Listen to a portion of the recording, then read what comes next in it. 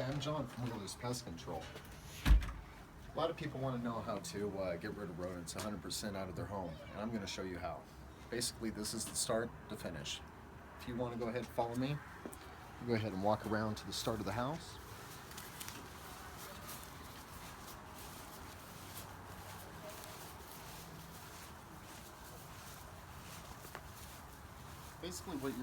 Basically what you're looking for is you're looking for any kind of gaps in the skirting, anything underneath these areas right here, basically where the stucco is going to be removed, and there's going to be basically gaps past that metal skirting where they can get in.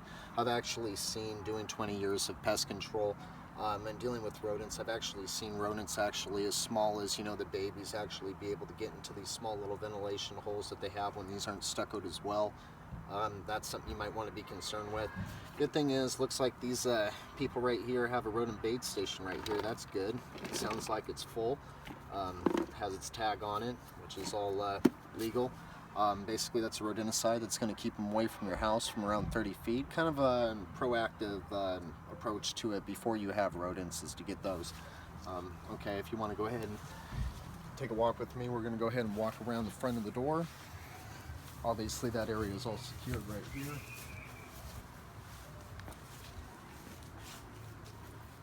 Basically, when you see plants like this that are around the housing area or that are leaning up against the wall, you always want to try to move everything away from the walls, because you want complete access when you're looking at everything to see if there's anything nesting behind here. Is there any rodent feces that's been dropped back here as well?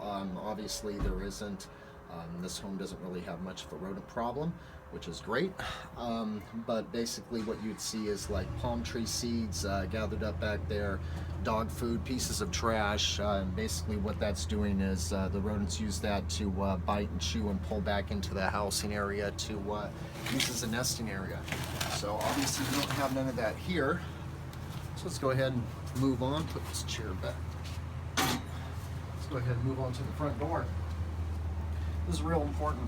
A lot of people, they have front doors and they have seals right down here. Some of them have plastic seals, and what happens is the rodents basically come down here and they run into the corners and they start chewing through these corners and basically get access into the home, and that's a quick little sweep for them to run inside the house before you even see them and jump inside a couch or a chair or something that you wouldn't want.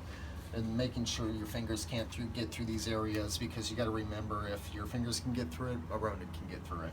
So obviously this area is secure. Also checking right here by the edge of the doors, the framing right here, sometimes this will be decayed, especially in the beach areas from all the salt water and moisture. This will be decayed, and basically they'll be able to chew away into the frame just past this area right here, which is about 1/4 of an inch.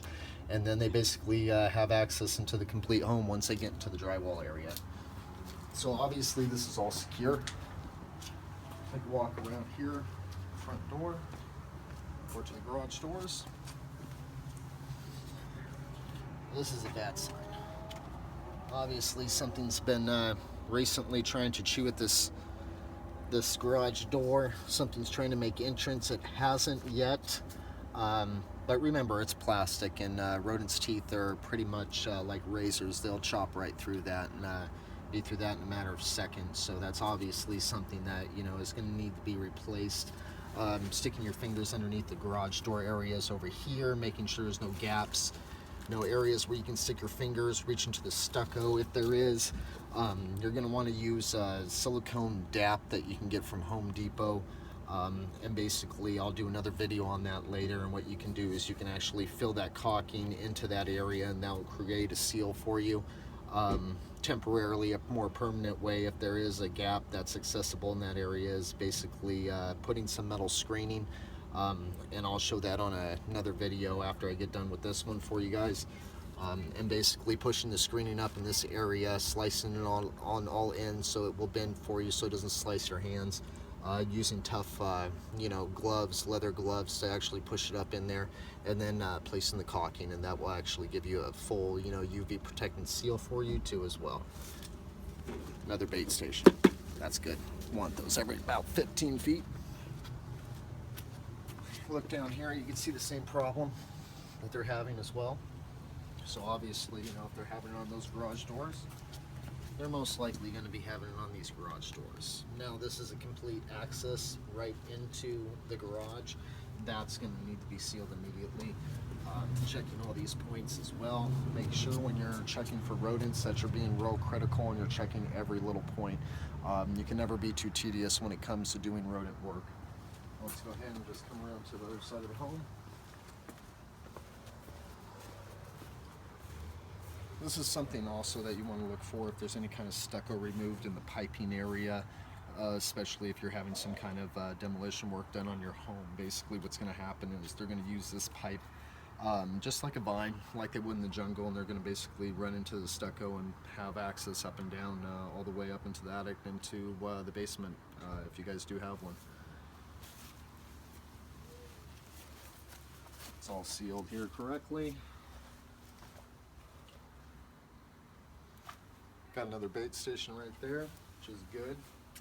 These are also another point that you guys want to always check, homeowners always want to check, making sure these ventilation screens do have proper ventilation, because this is here for a purpose, but also as well doesn't have any kind of breaches, any of these slats are removed where they can create a entry point and start chewing through that screen and get through this area. I have seen them go through those quite a few times, so that is pretty common for them to come through those areas. This garage door area, this is another real important area that you want to check. Make sure there's no breaks in here, breaks in the stucco. The stucco obviously has been sealed all the way to the flush to the molding, which is great. That's basically going to give it full rodent protection. Can't fit your fingers underneath the door as well. That's another good thing. Also, basically, you know, if you have rodents and they're running around on the outside of your home, most of the time when people do have rodents, they're coming from the back of their house and or one of the sides of their house. So normally they'll have a dog run or a dog food in this area over here with some water, which, you know, provides a perfect food source and water source for rodents, because they do need an ounce of food and an ounce of water every day to survive.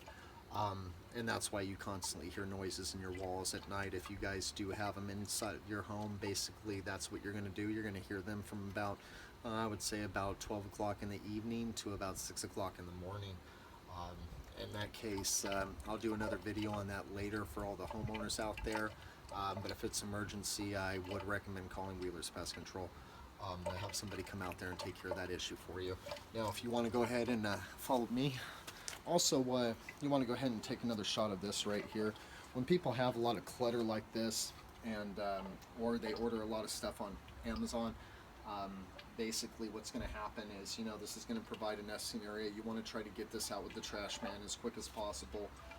If there is any food products in here, they're going to try to go for those immediately. There is another couple more that I've noticed bait stations in these areas over here, which is going to protect them from, you know, coming into that area, but it's still a harboring area for them to create a nesting area. And go ahead and keep moving on down the house, making sure all these ventilation screens have the proper screening on them and are still sealed, because they will use these vents and create an access into the home. The dryer one, you always want to have free access in and out with that little slap thing on there, because basically, you know, you don't want anything disturbing that, because it will build up and create a fire hazard. Now if you want to just go ahead and follow with me. Everything's trimmed down pretty good, as you can see in the yard. There is some more harboring areas over here with the boxes, but as you notice when you're looking around the home, you don't really notice any kind of bushes or trees that are piled up against a house. Snails is a natural food source for rodents. Basically what that's going to do, it's going to create a food source for them to actually come closer to your home. So if you do have a lot of moisture, you do a lot of watering, you have rose bushes, you're going to tend to, you know, water those a little bit more than other plants. It's going to create a snail issue. If you don't take care of that, that will draw the rodents to your home. So basically, you know, same thing with the skirting. You want to make sure you check all the skirting around the entire home. That's inch by inch. Like I said, you can never be too meticulous when it comes to that. This is another key point that, move this out of the way. This is another key point that you really want to look at. And basically, these are the air conditioner units to the home. I would say probably about 80% of the time when I come out in the 20 years of doing pest control and rodents and dealing with rodents from, you know, all over Southern California, Basically, you know, this is pretty much one of the main areas where they do access the home. Now, if you want to come a little closer, what I'm actually going to show you is, this is actually, and I don't know if you could see it too good right now, but this is actual foaming and or basically tape that they put on, insulation tape that they put on to try to just basically insulate the wires, all the copper tubing and everything going into the home. That's great for the copper tubing, not so great for the rodents, because once they chew past this, and this is basically like a garage door seal, they have complete access to your home, and they will be running in and out of there, because this is just like a vine and it goes directly straight up into your attic. And they will start nesting up in there once they get access to that point, and it doesn't take them long to do that. So you always want to make sure you keep an eye on these, and or if they're not sealed up, seal them up as soon as possible. Come around to the other side of the home. Not a lot of bushes, not a lot of harbinging areas for them to hide in, which is good. Piping's all sealed. Piping's all sealed around here, around the hose area. That's good as well. Now back here, what we have is we have a little harbinging area. There's some of the dead leaves, dead branches, obviously, that they're going to be, you know, removing shortly. Used to have a garden here, vegetables. That's going to draw rodents as well. You always want to make sure you do have those bait stations out around those gardens to try to prevent them from basically defecating and urinating on any of the vegetables. And that pretty much goes over how to do home exclusion. There's one more point that we need to talk about, and that's the roof. And the roof is a very important area, because when you're dealing with Norway rats, and most of the time in California we're dealing with Norway rats when they get into homes, and or roof rats.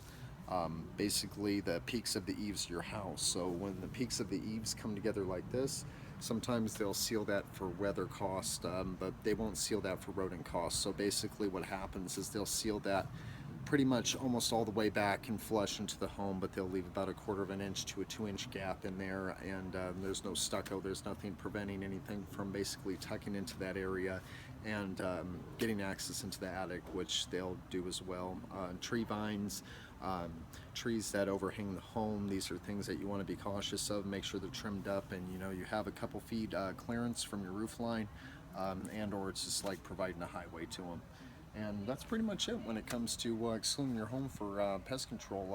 I mean, when it comes to excluding your home for rodent control, if you guys have any more questions or anything, you know, feel free to, you know, leave a comment, you know, below. I'd love to answer any questions you guys have. If not, look forward to seeing my future videos. I'm going to make sure that I go over the exclusions, the products, and everything else that entails for you guys, a little more detail, so stay tuned. Thank you.